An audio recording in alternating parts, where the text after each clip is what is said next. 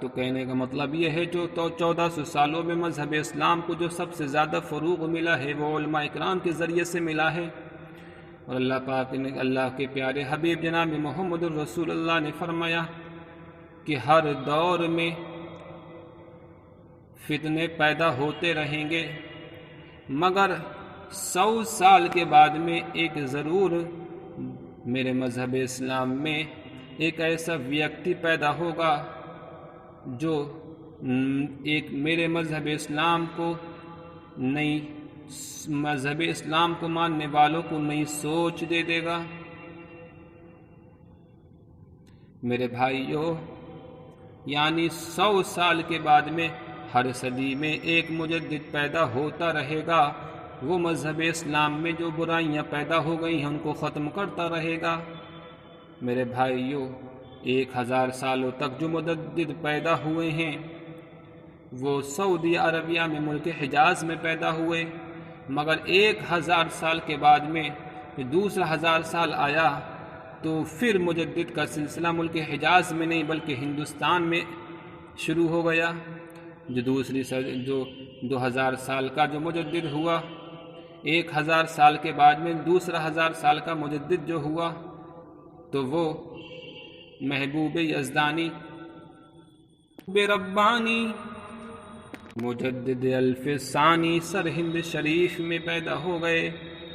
اور پھر اس کے بعد میں میرے بھائیوں، آپ نے باغیان اسلام کو جو نہنجار ظالم مغلوں کا سب سے بڑا بادشاہ جلال الدین اکبر نے جو نیا دین الہی نکالا تھا، اس کی سرکوبی کے لیے آپ پیدا ہو گئے۔ آپ نے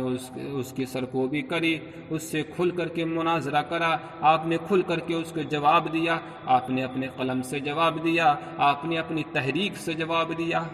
میرے بھائیوں، تو علماء اکرام کا، صوفیان اکرام کا بہت بڑا کردار رہا ہے۔ میرے بھائیوں، جو دوسرے نمبر پہ ہیں صوفیہ، پہلے نمبر پہ صوفیہ اکرام، جو دوسرے نمبر پہ ائمہ اکرام، تیسرے نمبر پہ غازیان اکرام۔ میرے بھائیوں، غازیوں کا بھی بہت بڑا رول رہا ہے۔ خالد بن ولید کا بھی مذہب اسلام کے فروغ میں بہت بڑا دور رہا ہے۔ میرے بھائیوں، یہی غازی تھے، یہی طارق بن زیاد تھے، یہی محمد بن قاسم تھے، یہی موسیٰ بن نذیر تھے، یہی شیخ محمد بن فاتح تھے، جنہوں نے دشت تو دشت ہے دریا بھی نہ چھوڑے ہم نے، دشت تو دشت ہے دریا بھی نہ چھوڑے ہم نے، بحر ظلمات میں دوڑا دیے گھوڑے ہم نے، طارق کبھی موجوں پہ قدم لیتے ہیں، ارے خالد کبھی ہاتھوں میں علم لیتے ہیں، ہر دور میں پیدا ہوتے ہیں یزیدی فتنے، ہر دور میں شبیر جنم لیتے ہیں۔ حضرات، تو 1400 سال میں مذہب اسلام کو بچانے والے، مذہب شریعت اسلامیہ پر ایک پروانی کی طرح نثار ہونے والے جو جماعت رہی ہیں وہ 3 جماعت رہی ہیں۔ ایک تو غازیان اسلام کی رہی ہے، ایک ائمہ اکرام کی رہی ہے، ایک صوفیان اکرام کی رہی ہے۔ میرے بھائیو، خالد بن ولید نے تینوں بر اعظم کو فتح کر لیا تھا، حضرت طارق بن زیاد نے یورپ کو فتح کیا ہے، اندلس کو فتح کیا ہے۔ میرے بھائیو، مسجد قرطبہ میں اذان لگائی ہے، موسیٰ بن نذیر نے یورپ کو فتح کیا، محمد بن قاسم نے ہندوستان میں سندھ میں کو فتح کر لیا۔ میرے بھائیو، غازیان اکرام کا بھی بہت بڑا رول رہا ہے، اتنا بڑا رول آپ بتا نہیں سکتے۔ میرے بھائیو، جب کام بڑا ہے تو پھر نام بھی بڑا ہونا چاہیے۔ میرے بھائیو، جو غازی ہوتے ہیں، میرے بھائیوں جو دین کے سپاہی ہوتے ہیں، وہ اتنے بڑے عابد و زاہد ہوتے ہیں، ان کی اگر وہ جنگ میں شہید ہو جائیں تو وہ غازی کہلاتے ہیں، اور اگر جنگ کے باہر شہید ہو جائیں تو نبی کے غلام کہلاتے ہیں۔ وہ دین کے غازی، دین کے مرد مجاہد جہاں نکل گئے، انہوں نے مذہب اسلام کے پرچم گاڑ دیے میرے بھائیوں، پہاڑوں پہ پرچم گاڑے، سمندروں میں پرچم گاڑے، کھیتیوں میں پرچم گاڑ دیے، دشمنان اسلام کے سینوں میں پرچم گاڑ دیے۔ وہی محمد بن قاسم تھے جو 1000 سالوں سے نہیں 100 سالوں سے سندھ فتح نہیں ہو پا رہا تھا، آپ نے پہلے ہی حملے میں سندھ کو فتح کر دیا۔ وہی موسیٰ بن نذیر تھے جو یورپ، جو ظلمتوں کا گہوارہ تھا، جو امن اور شانتی کو ختم کرنے والا تھا، اس یورپ میں اسلام کے جھنڈے گاڑ دیے۔ میرے بھائیوں، محمد بن قاسم نے سندھ کو فتح کیا، امن و امان شانتی کو جنم دے دیا۔ وہی محمود غزنوی تھے کہ 17 بار آپ نے حملہ کیے لیکن وہ فتح نہیں ہو پایا، لیکن جیسی آپ نے اپنے پیر و مرشد کا دامن تھاما اور ان کے سر مبارک کو بوسہ دیا، قدم مبارک کو بوسہ دیا، اور 70ویں بار جب آپ نے حملہ کیا تو پھر آپ نے سومناتھ کے مندر کو لوٹ لیا۔ تو صوفیہ کرام کا بھی بہت بڑا رول رہا ہے مذہب اسلام کو پرچار کرنے میں، مذہب اسلام کے لیے میرے بھائی اپنی جان کو قربان کرنے میں، اور ائمہ کرام کا بھی بہت بڑا رول رہا ہے۔ تو ائمہ کرام کی بھی خدمت کو فراموش نہیں کیا جا سکتا، صوفیہ اکرام کی بھی خدمت کو فراموش نہیں کیا جا سکتا، اور جو ہمارے غازیان اکرام ہیں جو میرے بھائی، ان کی بھی خدمت کو فراموش نہیں کیا جا سکتا۔ میرے بھائیوں، ہم خالد بن ولید کے احسان کو بھی مانیں گے، ہم ان کی بھی احسان کے تلے ہم دبے ہوئے ہیں، اور ہم صوفیہ اکرام کی بھی خدمت کے میرے بھائیوں، ہم ائمہ اکرام کے اقوال کو پڑھتے ہیں، وہیں پر ہم کو صوفیہ اکرام کی کردار کو بھی اپنانا چاہیے۔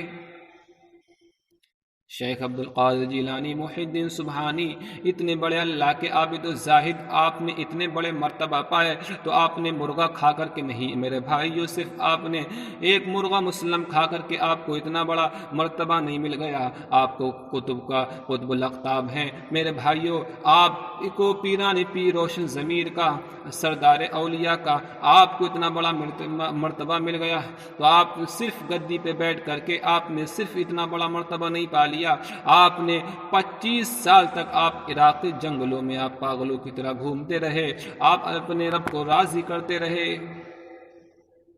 میرے بھائی، دنیا میں کوئی سا بھی مرتبہ ہو بنا محنت کے، بنا تقوی کے اور بنا رب کی رضا کے مل ہی نہیں سکتا۔ تم یہ سوچو کہ ہم پڑے پڑے سوتے رہیں،